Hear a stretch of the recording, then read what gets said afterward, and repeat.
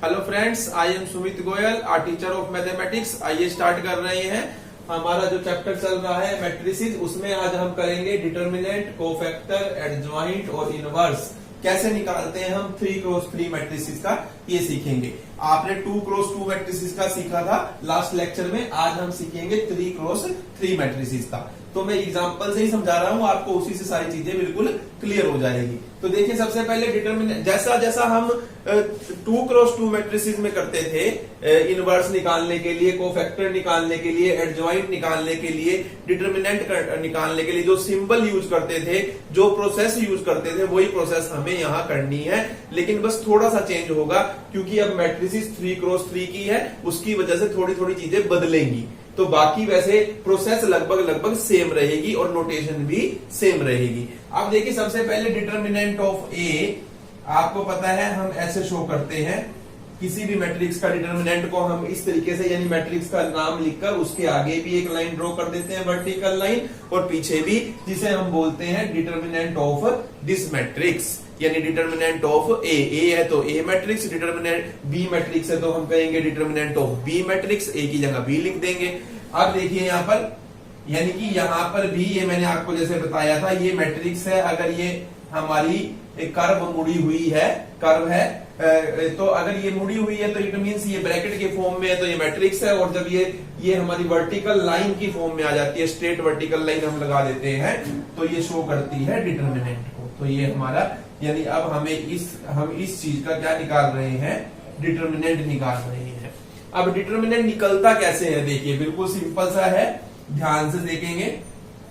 पहले आपने ये लिखना है, ये वाला एलिमेंट, फर्स्ट रो का और फर्स्ट कॉलम का फर्स्ट एलिमेंट, यानी कि 2 लिखेंगे। हमने 2 लिखा है, ध्यान से समझेंगे। देखिए, हम फर्स्ट रो के अलोंग जो है डिटर्मिनेंट निकाल रहे हैं। जो डिटर्मिनेंट है, वैसे तो हम किसी भी रो के अलोंग निकाल सकते हैं या किसी भी कॉलम के अलोंग निकाल सकते हैं, वो सेम आएगा हर केस में। लेकिन हम हर क्वेश्चन के अंदर हमें कुछ मेंशन नहीं होता पेपर में कि भाई हमें इस पर्टिकुलर रो के अलोंग निकालना है, तो हम हमेशा फर्स्ट रो के अलोंग ही निकालेंगे डिटर्मिनेंट। तो देखिए, तो डिटर्मिनेंट निकाल रहे हैं तो हम क्या करेंगे, फर्स्ट रो के अलोंग पहले फर्स्ट रो का फर्स्ट एलिमेंट लिखेंगे। अब आपने क्या करना है, इस रो को छोड़ देना है। देखिए, इस रो को छोड़ देंगे और इस कॉलम को छोड़ देंगे जिसमें ये आपका एलिमेंट है।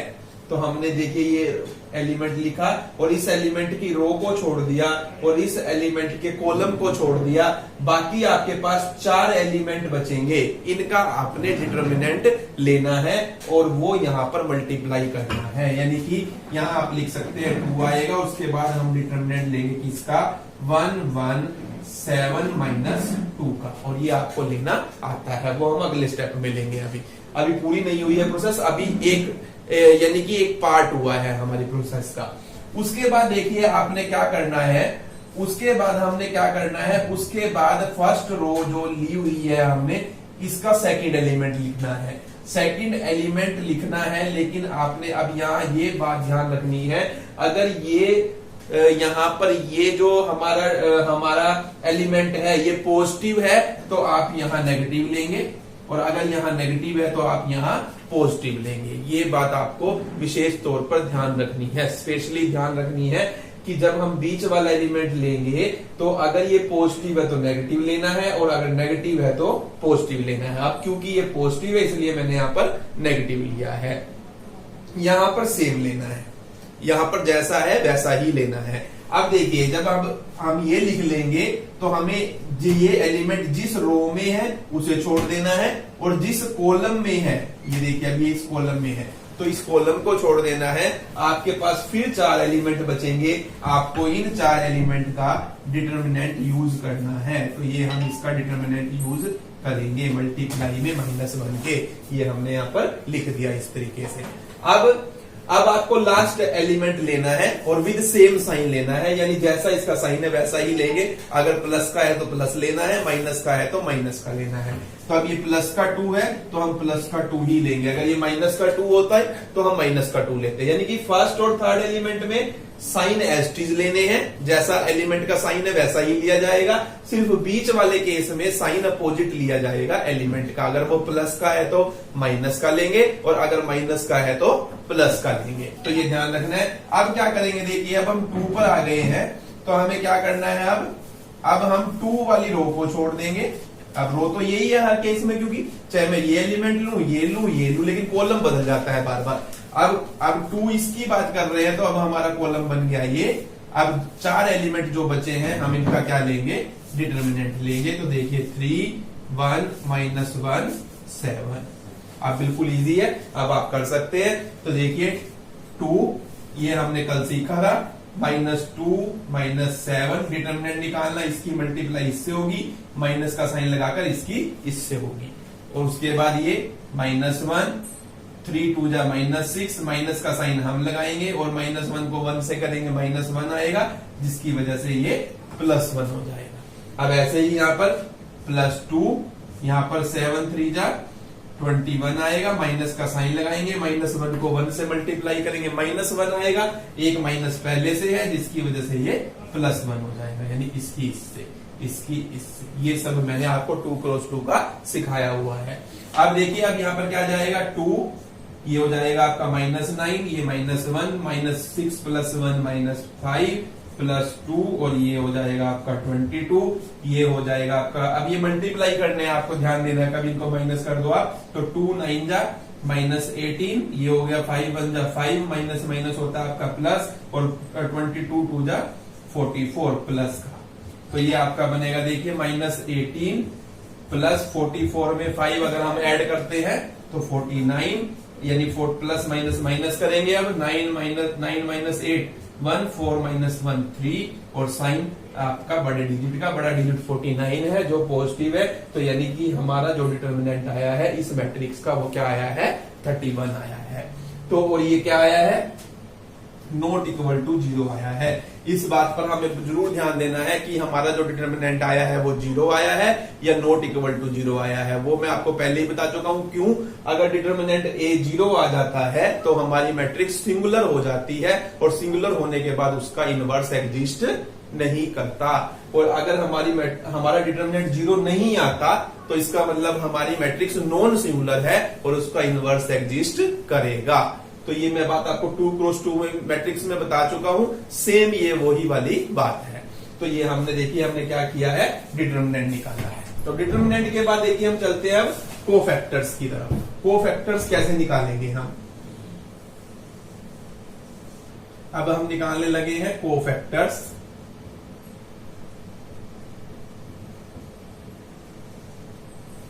देखिए कोफैक्टर्स जो होंगे, हमारे जितने हमारी पोजीशन होंगी एलिमेंट्स, यानी हमारी मैट्रिक्स में जितने एलिमेंट होंगे उतनी ही यानी पोजीशन होंगी, और हर पोजीशन के कोरस्पॉन्ड में एक कोफैक्टर आएगा। तो हम देखिए ये 1 1 पोजीशन है, इसका कोफैक्टर हम क्या लिखेंगे, C11, यानी कि कोफैक्टर कोरस्पॉन्डिंग टू 1 1। इसको कई बार हम कैपिटल A11 भी लिखते हैं, मैट्रिक्स यानी कि जो मैट्रिक्स का नाम है वो लिख देते हैं, तो दोनों सही है। C11 भी लिख सकते हैं या A11 भी लिख सकते हैं, दोनों का मतलब ये है। C11 लिखता हूं इसका मतलब है कोफैक्टर कोरस्पॉन्डिंग टू 1 1 पोजीशन, और A11 लिखता हूं तो उसका मतलब भी यही है, cofactor of matrix A corresponding to 1 1 position. तो कुछ भी आप यूज कर सकते हैं, C11 यूज कीजिए और A11 भी हम यूज कर सकते हैं। तो कोई भी दो नोटेशन में से वो आप यूज कर सकते हैं। कई बुक वाले इसका यूज करते हैं, कई बुक वाले इसका यूज करते हैं, दोनों बातों का मतलब सेम है, आपने कोई भी एक यूज करनी है। तो C1 मैं C11 वाली यूज करूंगा, मैंने वैसे लिख दिया है। तो अब C11 निकलेगा, यहां पर देखिए C12 निकलेगा, C13 निकलेगा, उसके बाद आपका C21 निकलेगा, C22 निकलेगा, C23 निकलेगा, C31 और C32 और C33।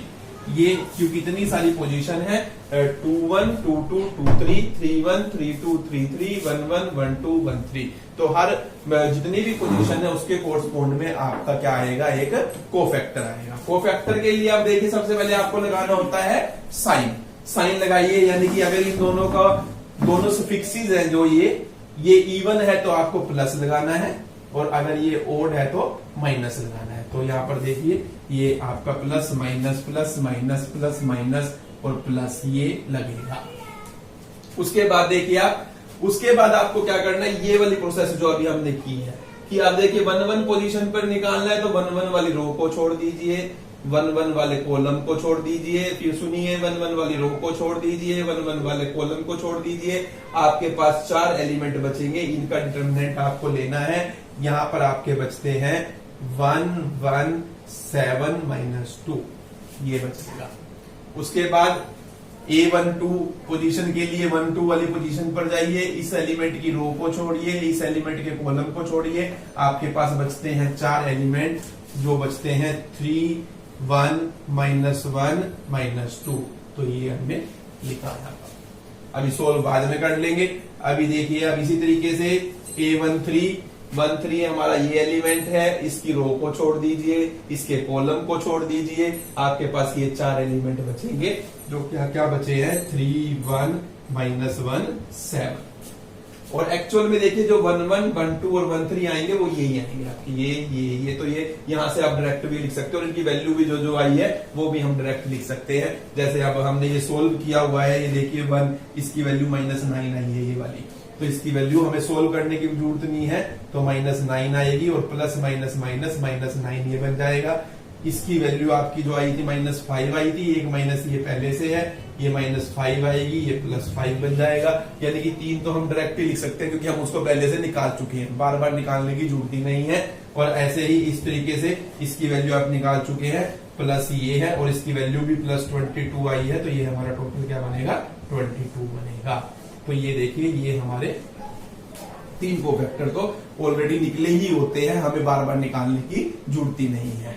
अब उसके बाद देखिए C21 ये 2 1 पोजीशन है आपकी, आप इसकी रो को छोड़ेंगे, ये हमने इसकी रो छोड़ दी, आप इसके कॉलम को छोड़ेंगे, ये हमने इसका कॉलम छोड़ दिया, तो आपके पास देखिए 1 2 7 -2 ये 4 एलिमेंट बचे हैं, ये हमने लिखे 1 2 7 -2। तो इसका हम डिटरमिनेंट निकालेंगे, निकाल भी लेते हैं। माइनस ये आएगा आपका -2 और -14, ये आपका बनेगा माइनस और ब्रैकेट के अंदर -16, जिसकी वजह से ये बन जाएगा आपका प्लस का 16। तो ये आपका आया है C21। अब C22 निकालेंगे, C22 निकालने के लिए प्लस डिटरमिनेंट लेंगे हम। तो डिटरमिनेंट देखिए अब हमें ये 2 2 पोजीशन है, इसकी रो तो ये रहेगी। अब कॉलम कौन सा छोड़ना है हमें 2 2 पोजीशन वाले एलिमेंट का। अब आपकी 2 2 पोजीशन वाला एलिमेंट क्योंकि 1 है यानी ये है, तो इसकी रो तो छुटी हुई है, कॉलम अब ये छूटेगा हमारा। तो बाकी जो 4 एलिमेंट बचे देखिए आपके पास 2 2 -1 और -2 आपके पास बचा है। अब आप इसका डिटरमिनेंट अगर निकालते हैं तो प्लस ये आएगा आपका -4 और यहां से आएगा एक माइनस हम लगाएंगे और यहां से आएगा आपका -2, यहाँ +2 हो जाएगा, यानी प्लस और ब्रैकेट में आपका -2 प्लस माइनस माइनस, यानी कि ये आपका आएगा -2। ये आपका आया है C22 यानी कोफैक्टर कोरस्पोंडिंग टू 2 2 पोजीशन। अब देखिए C23 आपको निकालना है। C23 अगर आप निकालते हैं तो हम क्या करेंगे, साइन माइनस का आएगा क्योंकि बाहर, क्योंकि ये इन दोनों का सम ओड है। आप देखिए अब यहां से 2 3 वाले एलिमेंट पर जाइए, ये 2 3 एलिमेंट की पोजीशन है, इसकी रो को छोड़ेंगे, ये है कॉलम। अब कौन सा छूटेगा हमारा, अब आपका जो कॉलम छूटेगा देखिए, रो तो यही छूटेगी आपकी, लेकिन कॉलम आपका अब ये वाला छूटेगा क्योंकि हम इस एलिमेंट के कोफैक्टर निकाल रहे हैं, तो इसकी रो और इसका कॉलम छूटेगा। तो हमारे पास बचेगा 2 1 -1 7 2 1 -1 7। तो ये आपका आ रहा है देखिए 7 2 14, -1 को -1 से करेंगे तो -1 आएगा, तो ये +1 हो जाएगा, तो ये आपका आएगा -15। तो ये हमारा आया है 2 3 पोजीशन का कोफैक्टर। तो ये हमने देखिए 1 1 पोजीशन का कोफैक्टर निकाला, 1 2 का, 1 3 का, 2 1 का, 2 3 का, 2 2 का और 2 3 का। इसी तरीके से हम निकालेंगे 3 1 का, 3 2 का और 3 3 का। तो देखिए निकालते हैं। तो 3 1 के लिए देखिए आप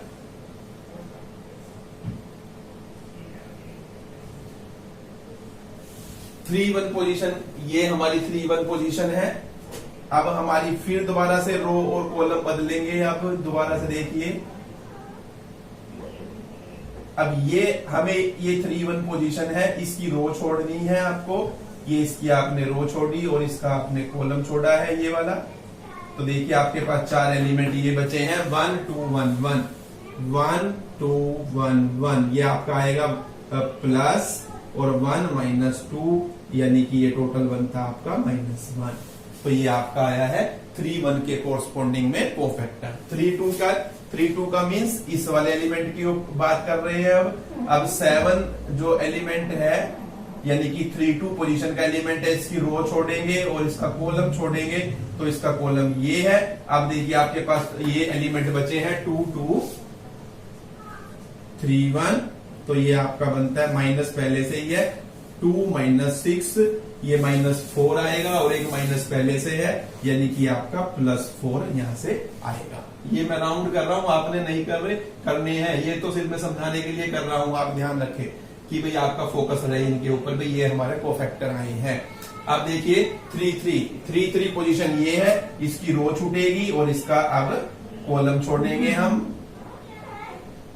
अब इसका हमने कॉलम छोड़ा है, देखिए ये आप इसका कॉलम छोड़ दीजिए।